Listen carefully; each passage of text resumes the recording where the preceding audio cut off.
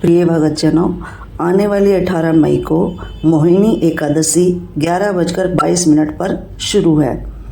इसलिए हम आपको मोहिनी एकादशी कथा सुनाएंगे। ओम नमो भगवते वासुदेवाय नमः। धार्मिक ग्रंथों में मोहिनी एकादशी अत्यंत पवित्र मानी गई है।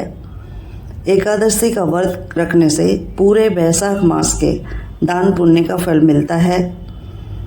वैशाख मास में आने वाली ये एकादशी सब पापों का नाश करने वाली एकादशी है। एक समय की बात है, सरस्वती नदी के तट पर भद्रावती नाम की एक नगरी थी।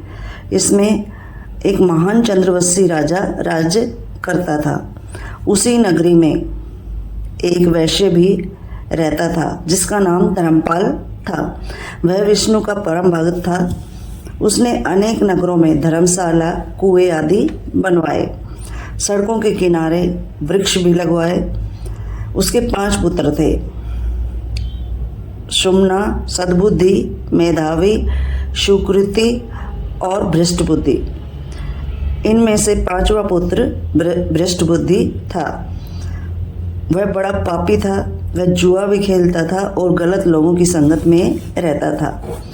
अनेक बुरे कामों में अपने पिता का धन खर्च करता था। इन्हीं बुरे कामों से परेशान होकर उसके पिता ने उसे घर से निकाल दिया। वह भूख प्यास से दुखी रहने लगा। अब उसने चोरी का रास्ता अपनाया। एक बार पकड़े जाने पर सबने वैश्य का पुत्र समझकर उसको छोड़ दिया। दूसरी बार पकड़े जाने पर राजा ने उसे नगरी को छोड़कर जाने को कहा। वह वहां से चला गया और वन में पशु पक्षियों को मारकर खाने लगा। एक दिन वह भूख प्यास से व्याकुल मुनि के आश्रम में पहुंचा। उस समय ऋषि स्नान करके लौट रहे थे। ऋषि के छींटे भ्रष्ट बुद्धि पर पड़े तो उसको थोड़ी सद्बुद्धि आई। वह हाथ जोड़कर कहने लगा, हे मुनिवर, मैंने बहुत पाप किए हैं। इनसे छूटने का कोई साधारण उपाय बताएं। उसके ऐसे वचन सुनकर मुनि ने कहा, तुम वैशाख मास की मोहिनी नामक एकादशी का व्रत करो।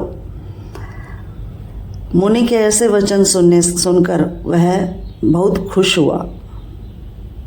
उसने मुनि के बताए अनुसार विधि विधान से इस व्रत का पालन किया। ऐसा करने से उसके सारे पाप नष्ट हो गए।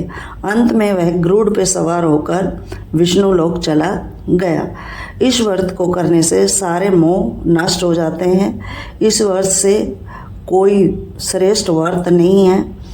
इस कथा को सुनने मात्र से 1000 गो दान का फल प्राप्त होता है। हर मनुष्य को मोहिनी एकादशी की कथा पढ़नी व सुननी अवश्य चाहिए। बोलो मोहिनी एकादशी की जय हो।